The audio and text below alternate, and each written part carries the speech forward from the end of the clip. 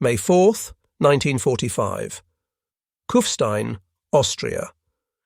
The Sherman tank engine rumbled to an idle as First Lieutenant John Kerry Lee Jr. sat atop the turret of his M4A3 Sherman, studying the Austrian countryside spread before him like a crumpled map. The 27-year-old tank commander from Norwich, New York, had led his men through 5 months of relentless combat across France and Germany, earning a Bronze Star along the way. His tank, affectionately named Besotten Jenny by one of his African-American crew members after a cheating girlfriend back home, had become his second home. But what happened next would cement this ordinary spring morning into one of the most extraordinary moments in military history.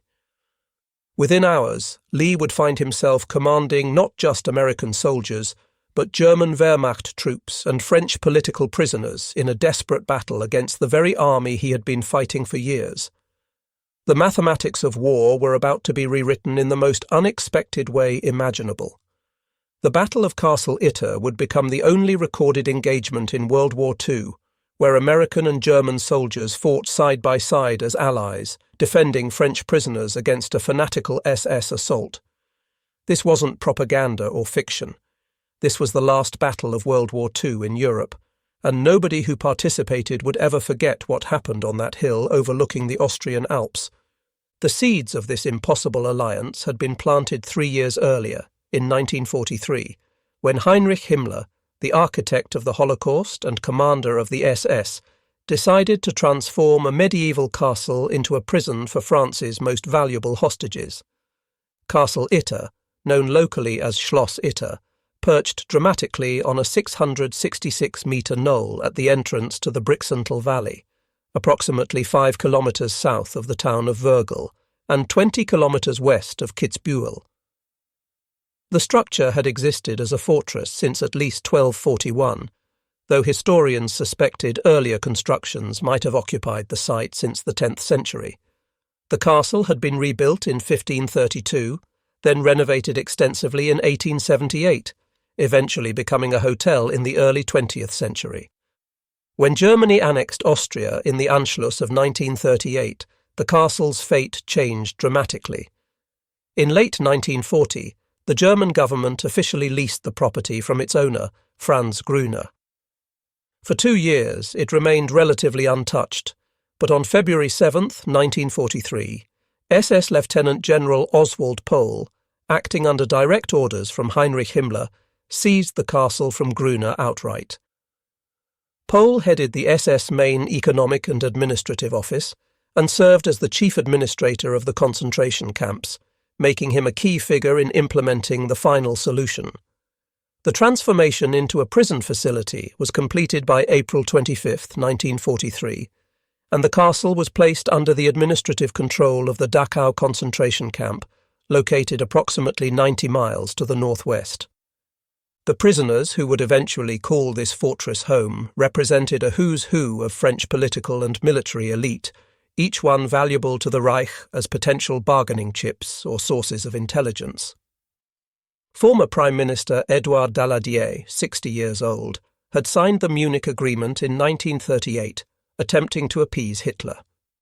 Despite his efforts to avoid war, Daladier had harboured no illusions about Hitler's ultimate goals, telling the British in April 1938 that Hitler's real aim was continental domination. After France's fall, he had been arrested by the Vichy government, tried for treason at the Riom trial, imprisoned in Fort du Portelet, then handed over to the Germans in 1943. He spent months in Buchenwald before being transferred to Itter in May 1943. His political rival and successor, 66-year-old Paul Reynaud, occupied another cell. Reynaud had become premier in March 1940 and had adamantly opposed an armistice with Germany, fighting desperately to save France from occupation. He resigned on June 16, 1940, was arrested while attempting to flee, and spent time in Sachsenhausen and Fort du Portelet before arriving at the castle. The animosity between these two men ran deep, their political battles from the 1930s undiminished by shared captivity.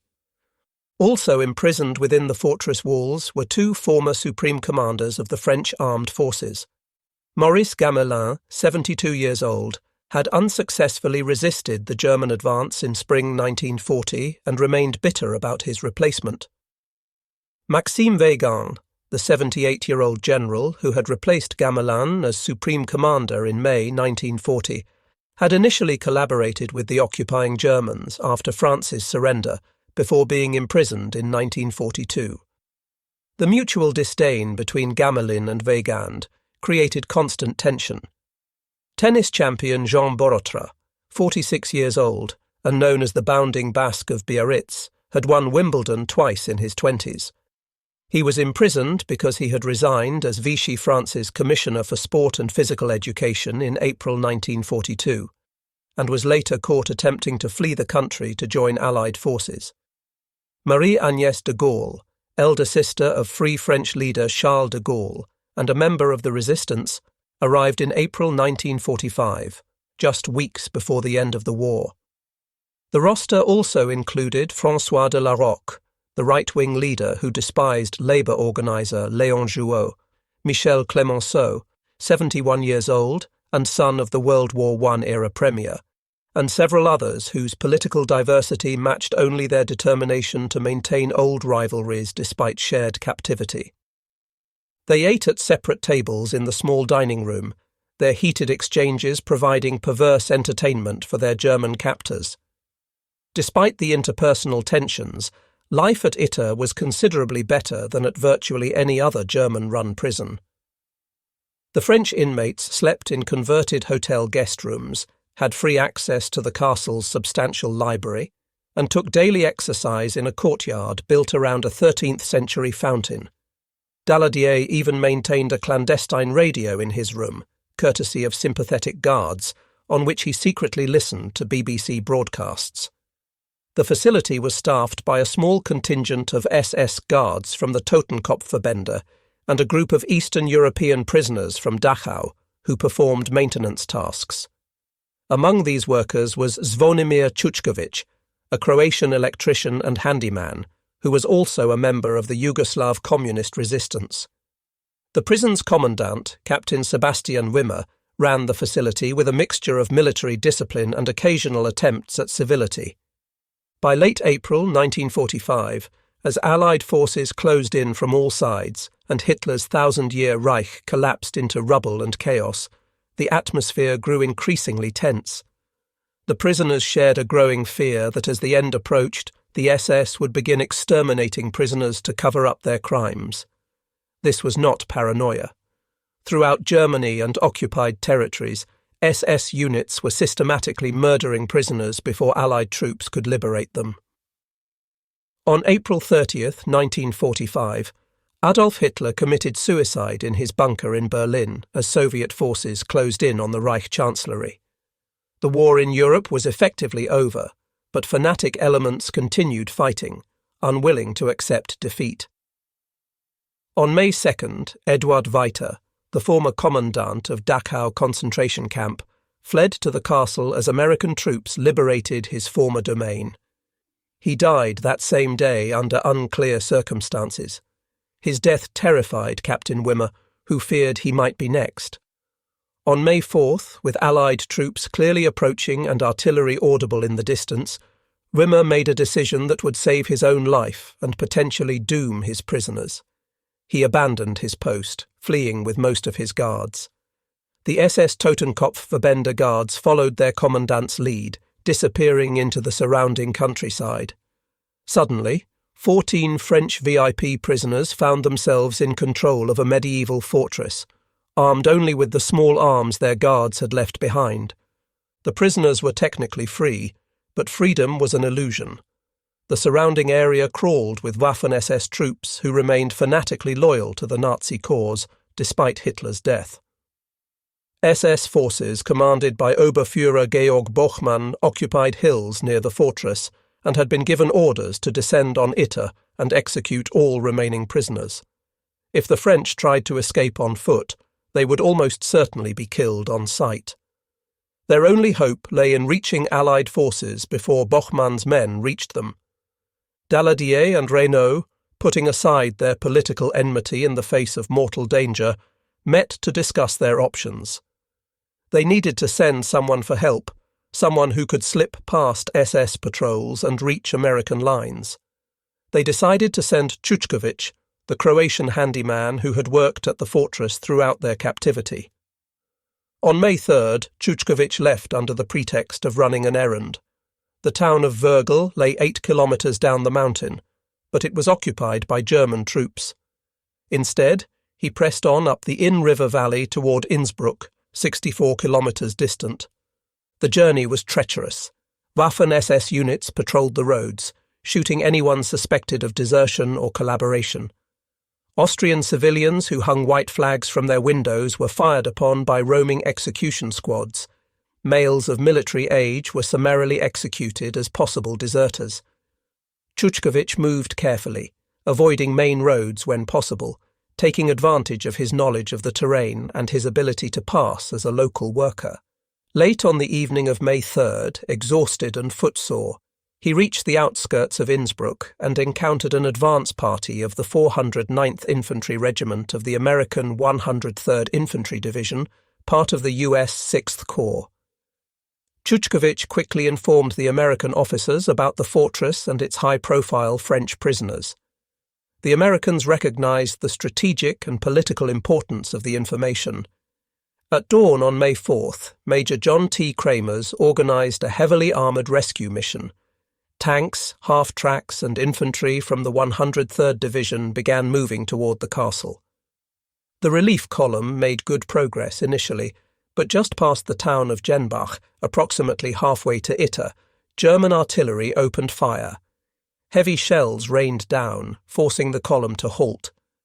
Kramers faced a difficult decision, but superior officers made it for him, recalling the column and citing concerns about encroaching into territory designated as the operational area of the U.S. 36th Infantry Division.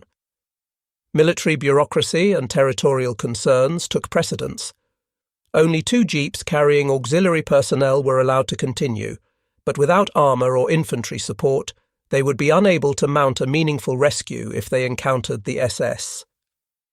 Back at the fortress, the prisoners waited anxiously for Čučković's return, unaware that his mission had been partially successful but ultimately ineffective. As the hours stretched into a full day with no word, their anxiety grew. They had armed themselves with rifles, submachine guns and pistols left behind by the guards, but 14 elderly politicians and a tennis player would be no match for trained Waffen-SS combat troops. They needed another plan. Among the Eastern European workers who had remained was Andreas Krobot, a Czech cook who had served meals to both the prisoners and their guards throughout the war. Krobot volunteered to bicycle to Vrgl despite the danger. The prisoners provided him with a letter explaining their situation and the imminent threat they faced.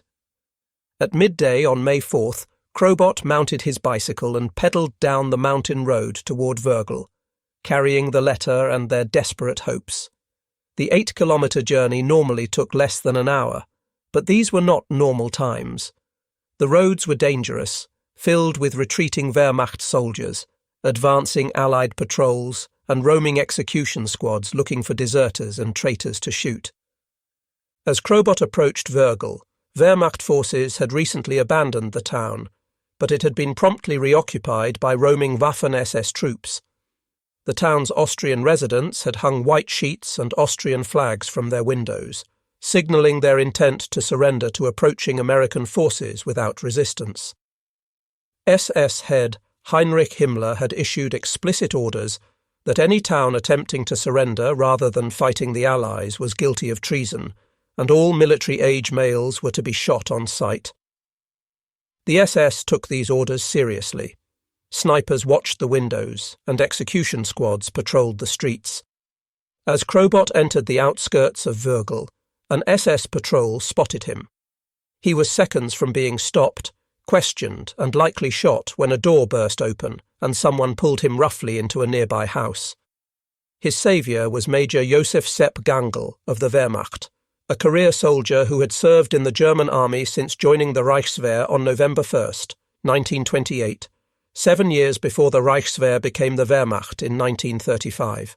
Gangl had commanded a battery with 105mm howitzers at the Battle of Kiev in Ukraine in 1941 as part of Army Group South on the Eastern Front.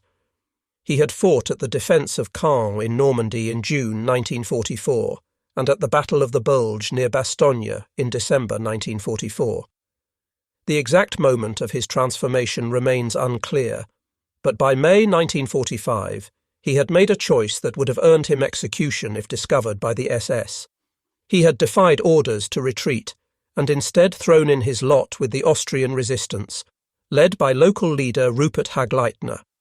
Gangl commanded the remains of a Wehrmacht artillery unit, approximately 10 to 20 soldiers who shared their commander's disillusionment with the Nazi cause. These men had chosen to risk execution for treason rather than continue serving a regime they had come to despise. When Andreas Krobot explained the situation at Itter to Major Gangl, the German officer immediately understood the gravity and the opportunity. 14 French VIP prisoners, including 2 ex-premiers and the sister of Charles de Gaulle, were trapped 8 kilometers away, awaiting execution by the SS. If Gangl could help rescue them, it might partially atone for years spent serving a criminal regime.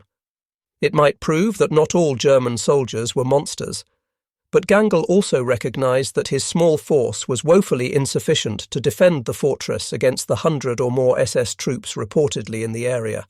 He needed help, and there was only one place to find it.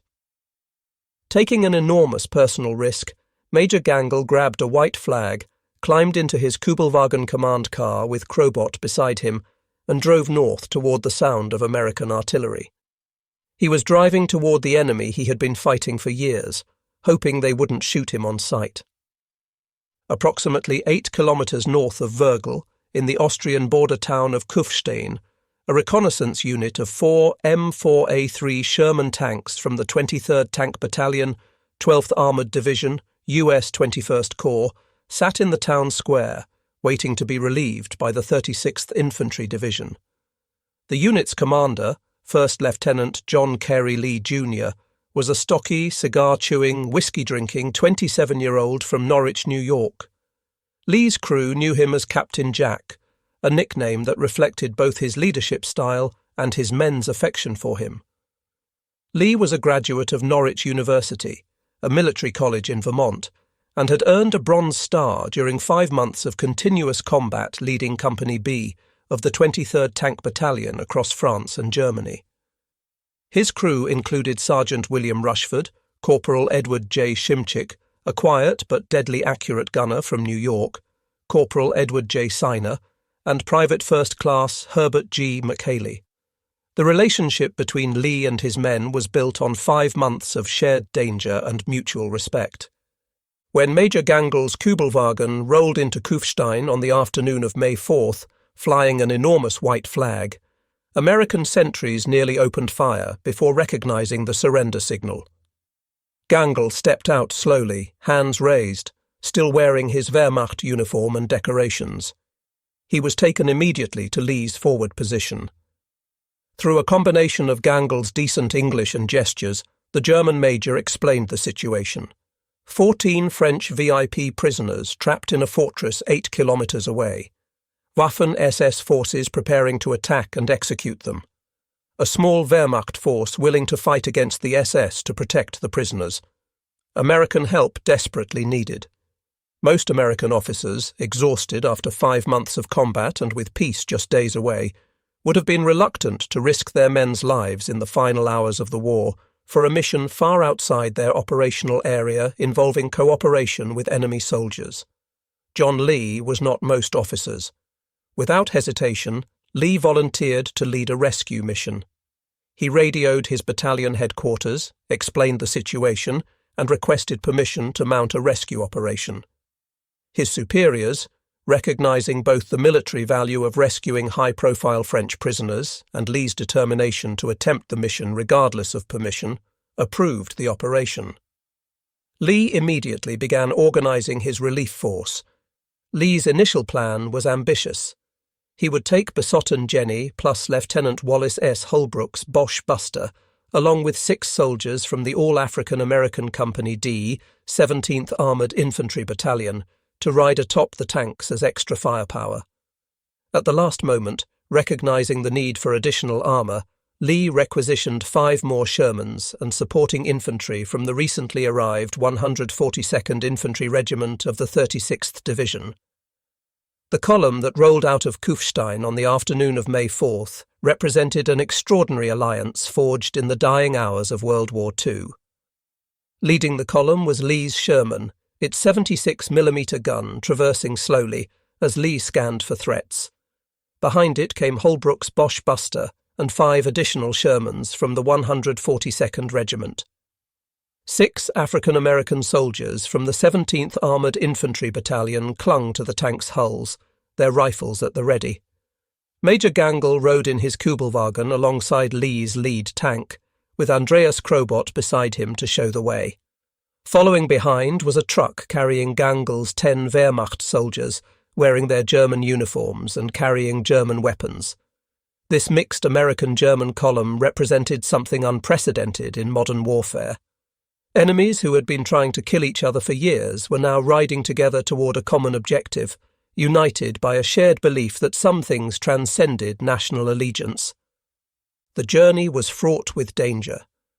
As the column approached the first river crossing, Lee discovered that the bridge could support his lighter Shermans, but might collapse under the weight if the entire column crossed at once. Rather than risk losing tanks or causing a traffic jam that would make his force vulnerable to attack, Lee made a difficult decision. He sent the 5 requisitioned Shermans from the 142nd Regiment back, reducing his relief force to just 2 tanks, 6 infantry, and Gangl's Wehrmacht soldiers.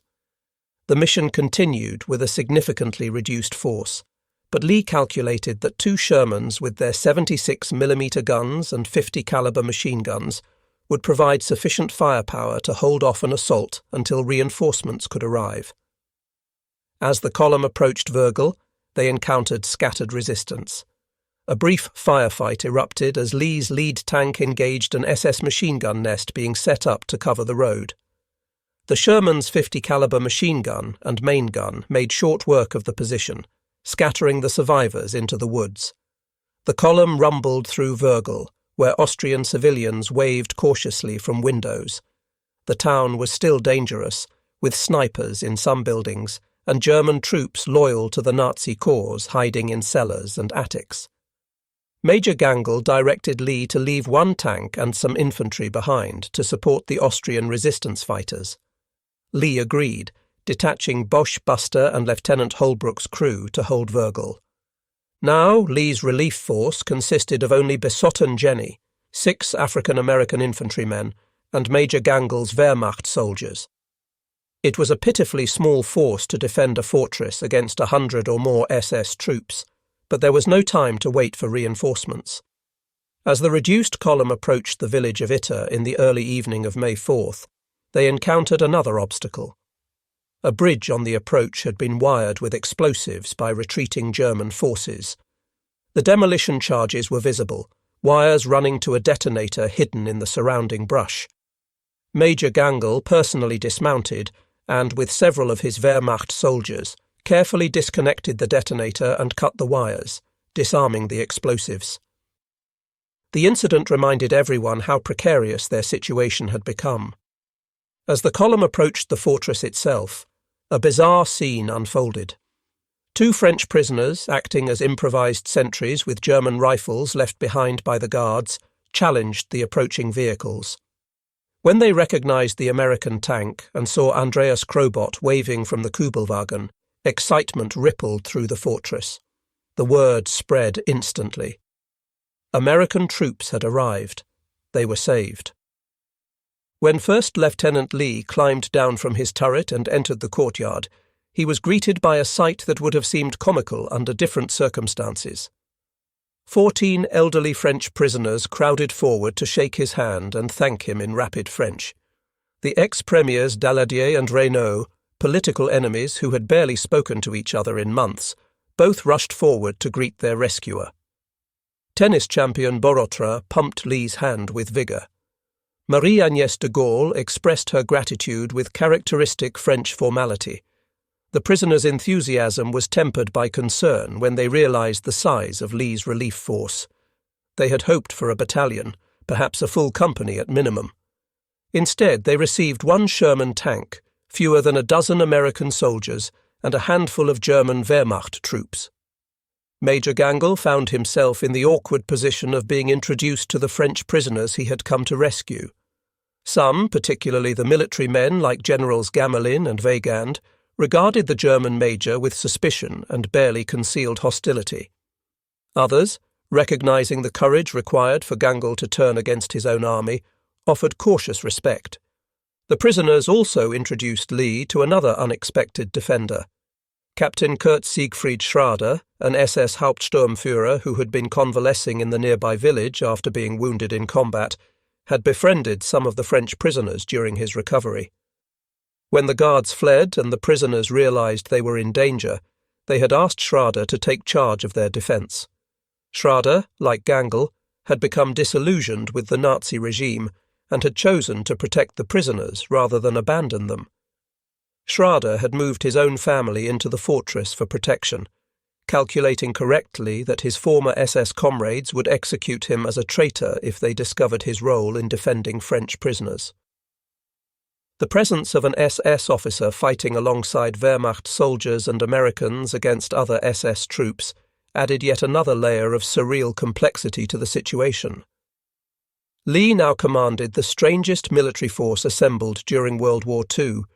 His own crew of American tankers, 6 African-American infantry soldiers, 10 to 20 Wehrmacht soldiers under Major Gangl's command, 1 SS officer who had rejected his oath to Hitler, and 14 French prisoners who had armed themselves with whatever weapons the guards had left behind. Black Americans, white Americans, German Wehrmacht troops, a former SS officer, and French prisoners of wildly varying political persuasions, all preparing to fight together against fanatical Waffen-SS troops. Lee immediately took command of the fortress defence, applying professional military judgment to a situation that defied any tactics he had learned at Norwich University. He conducted a quick reconnaissance of the castle's defensive capabilities and found them surprisingly favourable. The structure occupied high ground overlooking the approaches from all directions. Its stone walls, while not designed for modern warfare, would stop small arms fire and even provide some protection against artillery fragments. The medieval design included several fallback positions, allowing defenders to retreat deeper into the structure if the outer walls were breached. Lee identified what he called the Keep, an inner stronghold where defenders could make a final stand if necessary.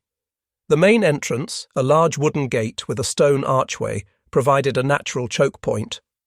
Lee positioned Besotten Jenny directly in front of this gate, its 76mm gun pointing down the main approach road.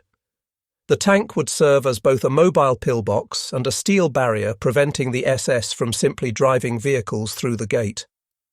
Lee placed his American infantry and Gangl's Wehrmacht soldiers in defensive positions around the perimeter walls, covering all approaches with overlapping fields of fire.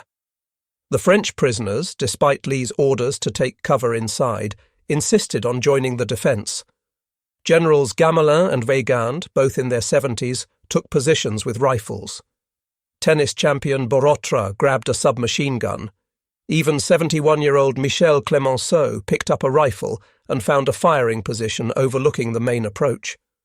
The defenders had adequate small arms ammunition, left behind by the fleeing guards, but no way to resupply if the battle lasted more than a few hours.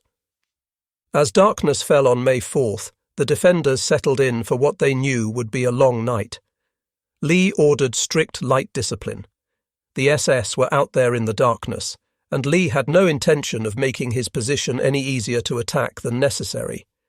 Major Gangl shared intelligence about the SS forces in the area. Waffen-SS troops commanded by Oberführer Georg Bochmann had been occupying hills and woods around the fortress for days. These were not garrison troops or rear echelon soldiers. They were hardened combat veterans who had fought on multiple fronts and remained fanatically loyal despite Hitler's death. Gangl estimated their strength at between 100 and 150 men, possibly more, equipped with small arms, machine guns, mortars, and at least one 88mm anti-tank gun. The defenders, by contrast, numbered fewer than 40, including the French prisoners. The odds were not favourable. Throughout the night of May 4th to 5th, SS reconnaissance patrols probed the defences, testing for weaknesses and assessing the strength of the defensive force. Shots rang out periodically as American and German defenders fired at shadows and movement in the darkness. The SS did not launch a major assault during the night, preferring to wait for daylight when they could coordinate their attack and bring their superior numbers to bear. Inside the fortress, the unlikely coalition tried to rest in shifts while maintaining watch. American soldiers shared cigarettes and coffee with Wehrmacht troops who, just days earlier, they would have been trying to kill. The French prisoners talked quietly among themselves, their political differences temporarily forgotten in the face of shared danger. As dawn broke on May 5, 1945, the defenders could see what they faced. Waffen-SS troops had taken up positions in the woods surrounding the fortress during the night, using the cover of darkness to move into assault positions. The morning mist rising from the valley floor provided additional concealment as the SS finalized their preparations. At approximately 7 o'clock in the morning, the attack began. The distinctive crack of German Mauser rifles and the deeper rattle of MG-42 machine guns shattered the morning quiet. Bullets whined off the stone walls and sang through the air above the defenders' heads.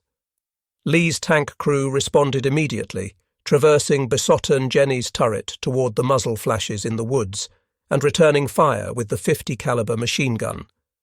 The assault began in earnest around 8 o'clock, when a force of between 100 and 150 Waffen-SS soldiers advanced toward the fortress. The attackers moved with professional discipline, using fire and maneuver tactics, with one group providing covering fire while another moved forward. The defenders poured rifle and machine gun fire into the advancing troops, forcing them to take cover and slowing their advance. Besotten Jenny's 76mm gun boomed repeatedly, high explosive shells detonating among the SS positions, throwing earth and shrapnel in all directions. The Sherman's machine guns rattled continuously, forcing the attackers to keep their heads down. On the walls, American soldiers, German Wehrmacht troops, and French prisoners fought side by side. Corporal Edward J. Shimczyk, Lee's gunner, methodically worked his way through targets, adjusting his aim after each shot with the precision that had made him legendary in Company B. The 6 African-American soldiers from the 17th Armoured Infantry Battalion, veterans of months of combat across Europe, fired with disciplined accuracy, making every shot count. Major Gangl moved constantly along the defensive perimeter, directing his Wehrmacht soldiers, encouraging the defenders, and coordinating fire with Lee. The German major's experience showed in the way he anticipated enemy tactics and positioned his men to counter each assault. Former General Maurice Gamelin, who had commanded all French forces at the start of the war, found himself once again under fire. The 72-year-old general handled his rifle with the competence of a man who had spent a lifetime in military service. Jean Borotra moved from position to position with the athleticism that had made him a tennis champion, carrying ammunition to defenders who were running low and helping wounded men to cover. The SS pressed their attack with fanatical determination. Small groups of stormtroopers attempted to rush the gate, only to be driven back by Besotten Jenny's machine guns and concentrated rifle fire from the walls. Mortar rounds began falling inside the courtyard, forcing defenders to take cover and disrupting their defensive fire. Around mid-morning, Major Gangl managed to reach the Austrian resistance in Wörgl by telephone, requesting immediate reinforcements. The resistance could offer little help, only 3 additional fighters, 2 German soldiers who had joined Gangl's Wehrmacht group, and an Austrian teenager who had been fighting with the partisans. These 3 brave men climbed into a car and drove toward the fortress through roads still patrolled by SS execution squads, reaching the stronghold and joining the defenders just as the situation was becoming desperate. By noon, the defenders were running critically low on ammunition, every bullet had to count. Lee ordered his men to fire only at clearly visible targets to make every shot matter. The Sherman's ammunition storage was more than half depleted, with high-explosive shells running particularly low. Worse still, Bochmann's forces had brought up their ace weapon. The distinctive crack of an 88mm gun echoed across the valley, and seconds later, a high-velocity anti-tank round slammed into besotten Jenny. The German 88mm gun was one of the most feared weapons of World War II, originally designed as an anti-aircraft weapon, but equally effective against tanks and fortifications. The round punched through the Sherman's armour, disabling the tank's ability to fight. Lee ordered his crew to abandon the vehicle and fall back to the walls. Without besotten Jenny's guns providing suppressive fire, the attackers pressed their advantage, advancing closer to the gate. At approximately 1 o'clock in the afternoon, as ammunition ran critically low and the SS prepared what appeared to be a final assault on the gate, Major Joseph Gangl noticed former Prime Minister Paul Reynaud exposed to fire from an SS sniper position in the woods. The 66-year-old Reynaud stood near a window, seemingly unaware of the danger.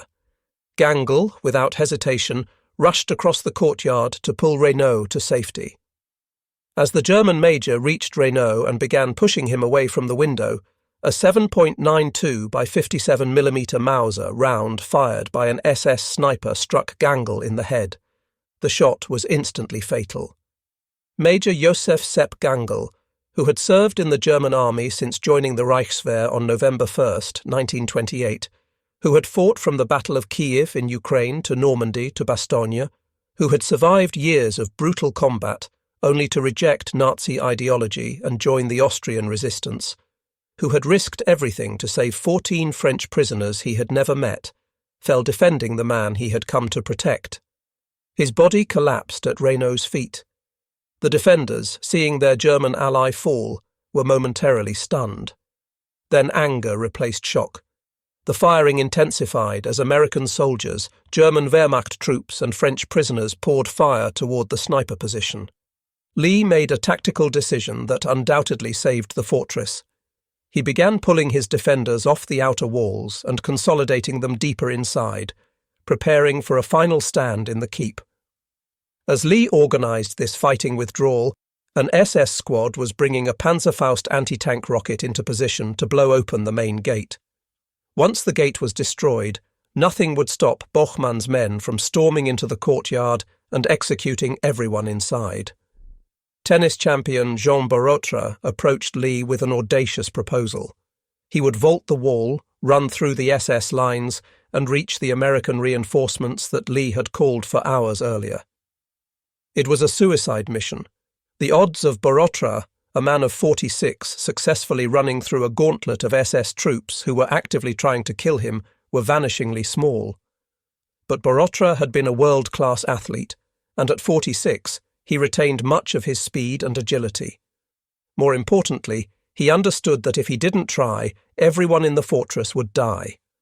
Lee, seeing no alternative and respecting the Frenchman's courage, agreed. At approximately 3 o'clock in the afternoon, Jean Borotra, the bounding Basque, lived up to his nickname one final time. He climbed to the top of the wall, paused for just a moment, and then leaped down to the ground outside, a drop of several meters that he absorbed with the rolling landing technique he had perfected in decades of athletic competition. Borotra landed, rolled to his feet, and ran. SS troops saw him immediately and opened fire. Bullets kicked up dirt around his feet and whined past his head. Borotra dodged and weaved, using every bit of speed and agility he possessed, running as he had never run before. He disappeared into the woods, the SS firing after him, and for long minutes the defenders had no idea whether he had been killed or had somehow made it through. Inside the fortress, the situation was becoming hopeless. Ammunition was nearly exhausted. The defenders could see SS troops preparing for a final assault. The Panzerfaust team was moving into position. Lee gathered his remaining men, American and German, in the keep, preparing for close-quarters combat with bayonets and rifle butts when the ammunition ran out. The French prisoners, refusing to hide, stood with their rifles alongside the professional soldiers, determined to go down fighting. Daladier and Reynaud stood side by side, their political enmity forgotten. General Wehrmacht, who had collaborated with the Germans after France's surrender, prepared to die fighting them. It was a moment that would have been impossible to imagine just days earlier. Then, at approximately 4 o'clock in the afternoon, a sound echoed from the direction of the main road. Not the crack of German weapons, but the deeper boom of American tank cannons and the distinctive sound of American 50-caliber machine guns. The SS troops preparing to assault the gate suddenly came under fire from behind. Sherman tanks from the 142nd Infantry Regiment, responding to Lee's earlier call for reinforcements, and guided to the fortress by Jean Borotra, who had miraculously survived his run through enemy lines, had arrived at the critical moment. The relief column included multiple tanks and a company of infantry, more than enough force to turn the tide. Bochmann's men, caught between the defenders in the fortress and the American relief force, broke and ran. Some were cut down as they fled. Others threw down their weapons and surrendered. Approximately 100 SS prisoners were taken by the American relief force, while the rest scattered into the woods, disappearing into the Austrian countryside where many would evade capture for weeks. The Battle of Castle Itter was over. The unlikeliest battle of World War II had lasted approximately 9 hours, from the first shots at dawn to the arrival of the relief force in late afternoon. In that time, approximately 40 defenders, including 14 elderly French prisoners, had held off between 100 and 150 SS troops, inflicting significant casualties and preventing the execution of 14 people who would play crucial roles in rebuilding France after the war. The cost of this remarkable victory was incredibly light considering the odds. 4 defenders were wounded, none seriously enough to be life-threatening. Only 1 defender died during the battle. Major Josef Sepp Gangl, shot by an SS sniper while protecting Paul Reynaud, gave his life for a cause he had served for only a few days, but had embraced completely. The French prisoners were evacuated to France that same evening, travelling under American military escort through Austria and Germany to Paris, where they arrived on May 10, 1945. For his extraordinary heroism in connection with military operations against an armed enemy, First Lieutenant John C. Lee Jr. was promoted to captain and awarded the Distinguished Service Cross, the second highest military decoration for soldiers who display extraordinary heroism in combat with an armed enemy force. The citation accompanying Lee's award read in part, "Captain Lee, with a small group of soldiers, infiltrated into hostile territory, demoralized enemy forces, prevented the destruction of 2 key bridges, and caused 200 German soldiers to surrender." He found many prominent French prisoners at Itter Castle and immediately organized a defense with both American and German troops. Despite a fanatical SS attack and heavy artillery barrage, Captain Lee's men held until friendly troops arrived. Captain Lee's intrepid actions, personal bravery, and zealous devotion to duty exemplify the highest traditions of the military forces of the United States. Lee would die in 1973, having lived a full life, but never forgetting the strange battle he fought on a hill in Austria in the war's final hours. Major Josef Gangl was honoured as an Austrian national hero, and a street in the town of Wörgl was named after him. The Sepp-Gangl-Strasse serves as a permanent reminder that courage and humanity can transcend national allegiance, and that redemption is possible even in the darkest circumstances. Captain Kurt Siegfried Schrader, the SS officer who had fought alongside Americans and Germans to protect the French prisoners, was arrested after the battle and charged by US forces for his former affiliation with the Nazi Party and the SS. He received a 2-year sentence, which was subsequently shortened in recognition of his efforts at Itter. Schrader lived until 1995, carrying with him the knowledge that in the final days of the war he had chosen to protect innocents rather than participate in their murder. The Battle of Castle Itter has been dubbed by popular accounts and historians as the strangest battle of World War II, and with good reason. It was fought 5 days after Adolf Hitler's suicide, and only 3 days before Germany's unconditional surrender on May 7, 1945, which took effect on May 8 at 23:01 Central European Time. It represents the only known engagement in World War II where American and German soldiers fought together as allies against other German forces. It featured American tankers, African-American infantry, German Wehrmacht soldiers, a former SS officer, French prisoners spanning the political spectrum from right-wing to Labour Union leadership, and Austrian resistance fighters, all united against fanatical SS troops. Édouard Daladier, after his liberation, returned to French politics and was elected to the Chamber of Deputies in 1946, serving until 1958. He provided continuity and experience in rebuilding France's democratic institutions after years of Vichy collaboration and German occupation. He also served as mayor of Avignon from 1953 to 1958. Daladier died in Paris on October 10, 1970, at the age of 86, having lived long enough to see France transformed into a prosperous democracy and founding member of the European Economic Community. Paul Reynaud also returned to political life after liberation, elected to the Chamber of Deputies in 1946 and appointed to several cabinet positions during the Fourth Republic. He remained a prominent figure in French politics for years, advocating for European integration and Franco-German reconciliation. Reynaud never forgot that a German major died saving his life, and he spoke publicly about Gangl's courage on multiple occasions. Reynaud died on September 21, 1966, at the age of 87. Generals Maurice Gamelin and Maxime Weygand, despite their mutual antipathy and checkered records during France's defeat in 1940, both contributed to post-war France in different ways. Gamelin wrote extensively about the fall of France and the lessons learned from military defeat. Weygand faced legal consequences for his collaboration with Vichy France, but was eventually cleared and lived quietly until his death. Both men provided institutional memory and professional military expertise as France rebuilt its armed forces. Tennis champion Jean Borotra, whose athletic prowess and courage had helped save the fortress defenders by running through SS fire to reach reinforcements, returned to tennis and sports administration. He continued playing competitive tennis into his 70s and became a beloved figure in French sports, always willing to tell the story of the strangest battle of World War II and the unlikely heroes who fought it. Borotra died on July 17, 1994, at the age of 95. Léon Jourot, the trade union leader whose presence at the fortress alongside right-wing figures like François de la Roque had created constant tension, returned to labour activism and was awarded the Nobel Peace Prize in 1951 for his efforts in promoting international labour rights and cooperation.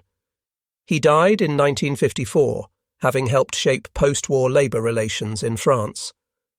François de la Roque, despite his right-wing politics and leadership of the Croix de Feu organisation in the 1930s, had been imprisoned for his resistance activities under Vichy.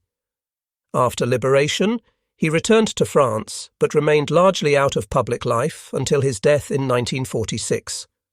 Marie-Agnès de Gaulle, elder sister of General Charles de Gaulle, returned to France and provided quiet support for her brother's political career, as he led France first as head of the Provisional Government and later as President of the Fifth Republic. She lived a long life, dying in 1982, proud of her brother's achievements and her own role in the resistance. The 14 French prisoners who survived went on to formulate many of the policies that carried France into the 21st century. Their experiences during the war, including their unlikely rescue by American and German soldiers fighting together, influenced their thinking about European cooperation, Franco-German reconciliation, and the importance of international institutions in preventing future wars. The European Coal and Steel Community, established in 1951, and its successor, the European Economic Community, established in 1957, bore the fingerprints of leaders who had learned hard lessons about nationalism, collaboration, and the capacity for former enemies to become allies. The story of the battle became a legend within military circles, but remained relatively unknown to the general public for decades after the war. The participants, with characteristic modesty, did not seek publicity or glorification. John Lee returned to civilian life in America and rarely spoke publicly about his experiences. The German soldiers who had fought alongside Americans faced potential prosecution for their service in the Wehrmacht and preferred to remain anonymous. The French prisoners, many of whom went on to prominent positions in post-war government, focused on rebuilding France rather than recounting wartime adventures. It was not until 2013, when military historian Stephen Harding published his book The Last Battle, that the full story became widely known. Harding's exhaustive research, drawing on American military records, German archives, French personal accounts, and Austrian local histories, reconstructed the battle in remarkable detail and brought attention to one of World War II's most extraordinary but overlooked engagements. The book's success led to renewed interest in the battle. The Swedish power metal band Sabaton released a song titled The Last Battle on their 2016 album The Last Stand, bringing the story to a new generation through music.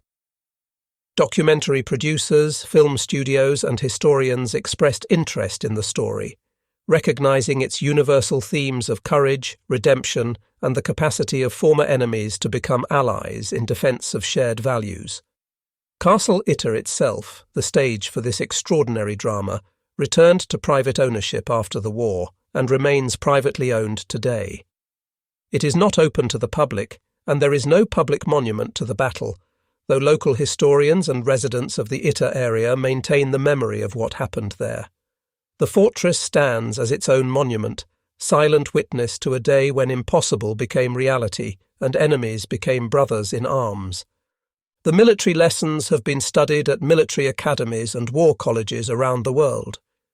The battle demonstrates the importance of rapid decision-making in fluid situations, the value of combined arms tactics, even with minimal forces, and the defensive advantages of fortified positions, even against superior numbers.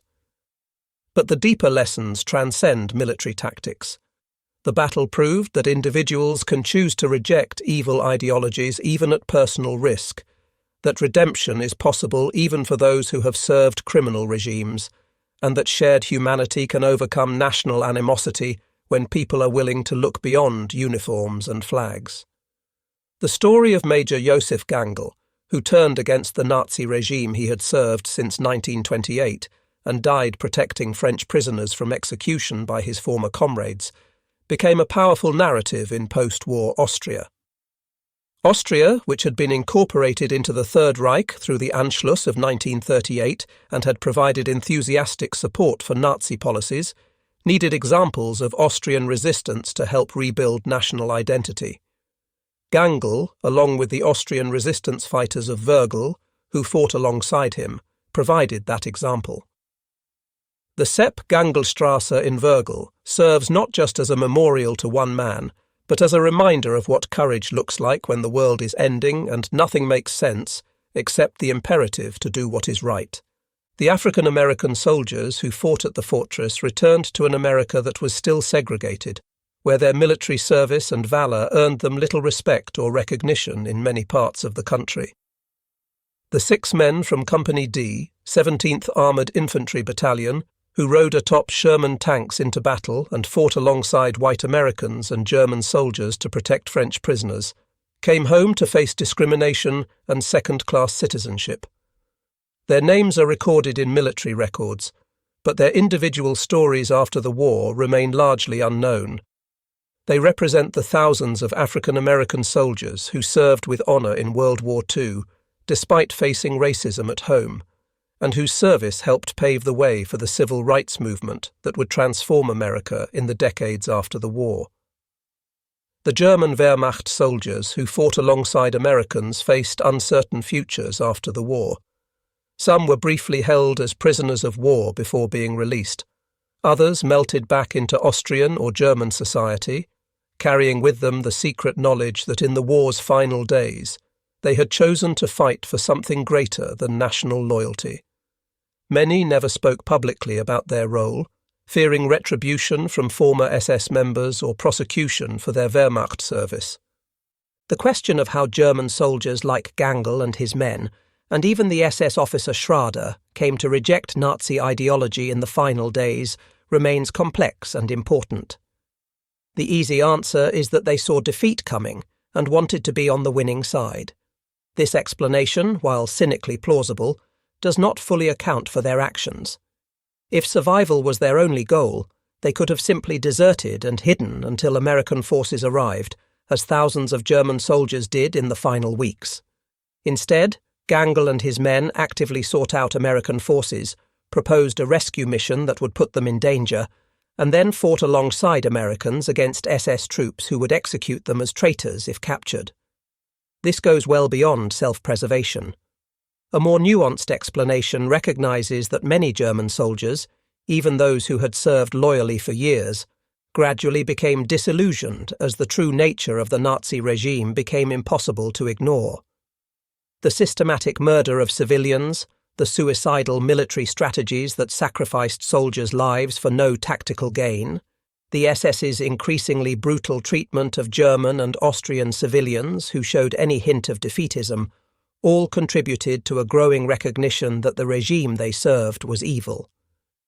For professional soldiers like Gangl, the final straw may have been the SS's orders to execute military-age males in towns that displayed white flags, essentially murdering German and Austrian civilians for wanting peace. A soldier could rationalize fighting for his country even under an evil regime, but being ordered to murder his own people for wanting the war to end crossed a line. Gangl's decision to join the Austrian resistance and protect the civilians of Wörgl from SS execution squads suggests this was his motivation. The rescue of the French prisoners then became an extension of this protective impulse, an opportunity to save innocents from murder by fanatics. Captain Kurt Siegfried Schrader's path to rejecting the SS was different but equally significant. As an SS officer, Schrader had sworn personal loyalty to Adolf Hitler and to the SS's code of absolute obedience. For him to turn against the organization that had defined his adult identity required a profound psychological break. The fact that he did so, that he moved his own family into the fortress to protect both them and the French prisoners, that he fought against his former comrades knowing he would be executed as a traitor if Borchmann's forces won, demonstrates that even members of fanatical organizations can experience moral awakening and choose a different path. The French prisoners displayed remarkable courage in fighting alongside their rescuers rather than hiding in the interior.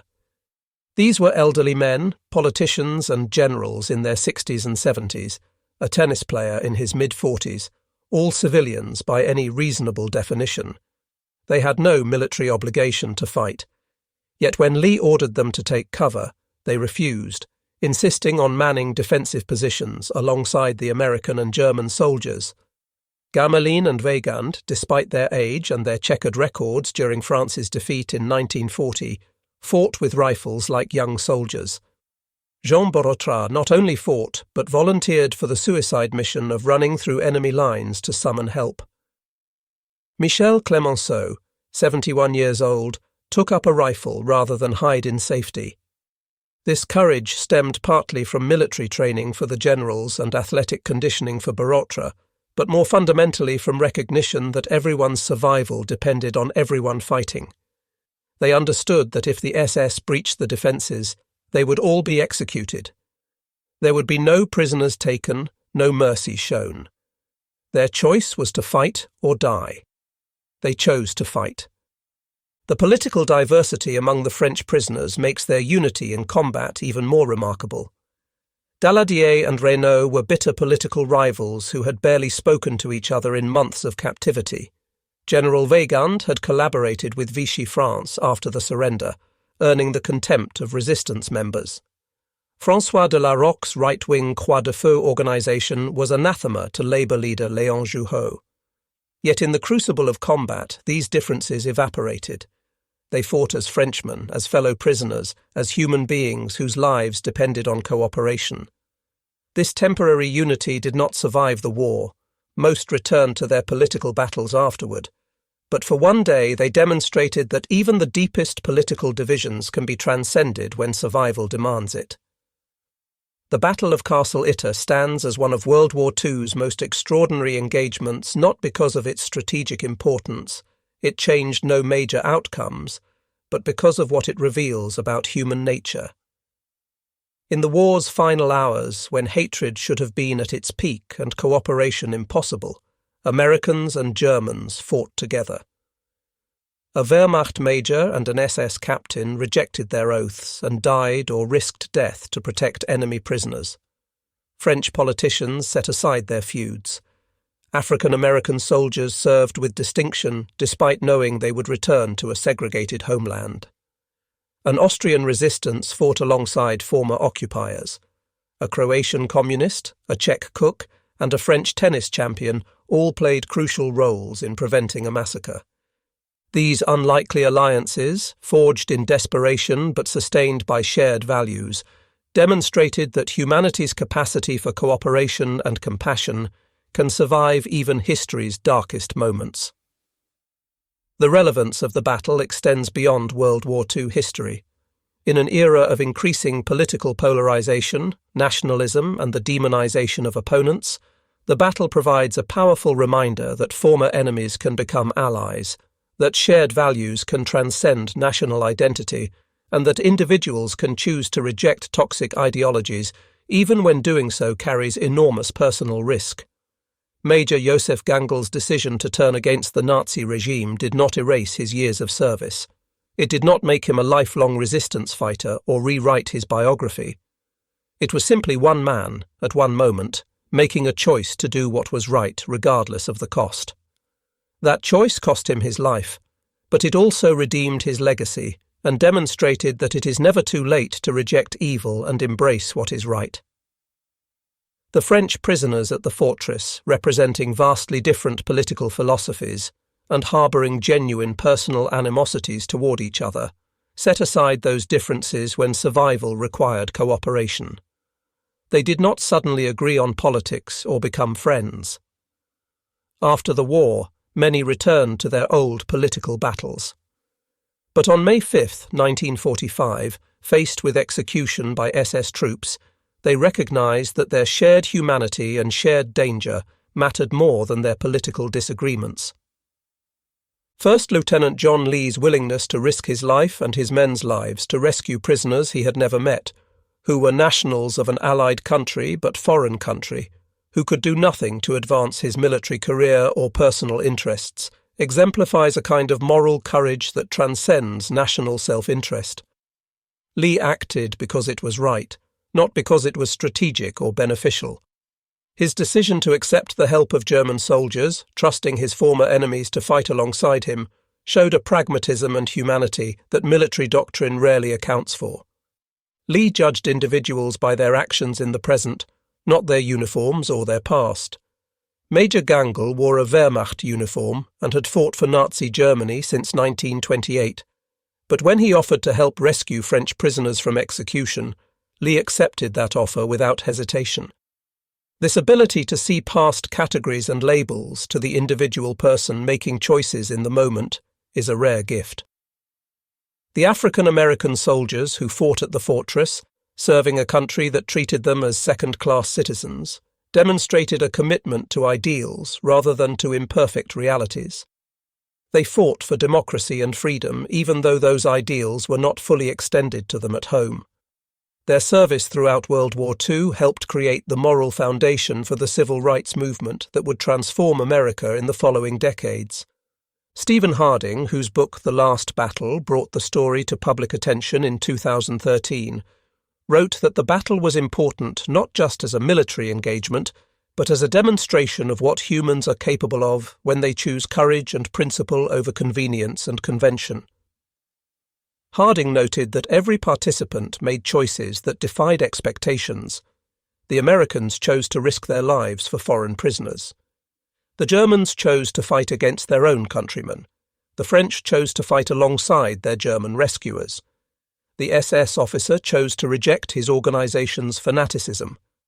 Together, these choices created a moment of grace in the midst of humanity's darkest war.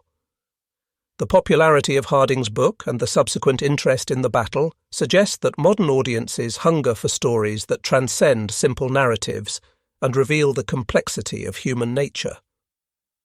The sight of Americans and Germans fighting together against a common enemy, even when those Germans had recently been the enemy, provides hope that reconciliation is possible, that former enemies can become allies, and that shared values can overcome historical enmity. The physical location of the fortress, standing on its hill overlooking the Austrian Alps, serves as a permanent reminder of what happened there. Though privately owned and not open to the public, it is visible from the surrounding valleys and villages. Local residents know its history. Tour guides mention it when visitors pass through the area. It has become part of the region's identity, a source of local pride that in the final hours of Europe's darkest war, Austrians, Americans, Germans and French stood together against evil. The Sepp Ganglstrasse in Wörgl ensures that Josef Gangl's name and sacrifice will not be forgotten. Every resident who uses that street, every visitor who notices the sign, is reminded that a German major chose to die protecting French prisoners from his own countrymen. The street name does not erase Gangl's earlier service to the Nazi regime, but it honours his final choice and recognises that redemption is possible for those brave enough to reject evil, even when doing so costs everything. The story of the battle is ultimately a story of hope. Hope that people can change, that enemies can reconcile, that courage can triumph over evil, and that humanity's better angels can prevail even in the darkest circumstances. On May 5, 1945, in the dying hours of history's deadliest war, a group of unlikely allies proved that these things are not just possible, but achievable.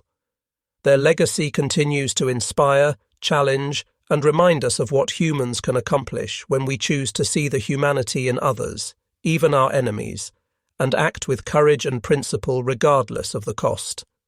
The Battle of Castle Itter teaches us that redemption is possible, that former enemies can become allies, that individual moral courage can change outcomes, that shared values matter more than national identity, and that it is never too late to choose the right side. These lessons, learned on a hillside in Austria 80 years ago, remain as relevant today as they were in 1945, reminding us that the choices we make in moments of crisis define not just our own character, but the future we leave for generations to come.